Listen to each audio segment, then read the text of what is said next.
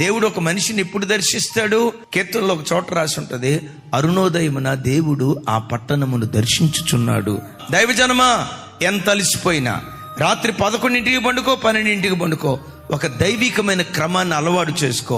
5 గంటల లోపు నీ పడకల మీద నుంచి లేచి ఆకాశ పక్షులు తమ కంఠధ్వని దేవునికి వినిపించక మునిపే, మనుషులెవరూ తమ కంఠధ్వని దేవునికి వినిపించక మునిపే, నమా శబ్దం ఇంకా వినిపించక మునిపే నీ ఇంటిలో నుండి నీ కంఠధ్వని ఆకాశమందలి దేవునికి వినిపించదువుగాక.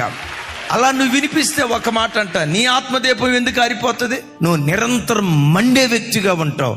నీవు మండటం కాదు, నీ ఇంటి వారిని అందరినీ మండించే ఒక జ్యోతిగా దేవుని కొరకు నువ్వు నిలవబడతావు. జ్ఞానులతో సహవాసం చేసేవాడు జ్ఞాని, దేవునితో సహవాసం చేసేవాడు దేవుని వంటివాడిగా మార్చబడతాడు. దేవుని వంటివాడిగా మార్చబడతాడు.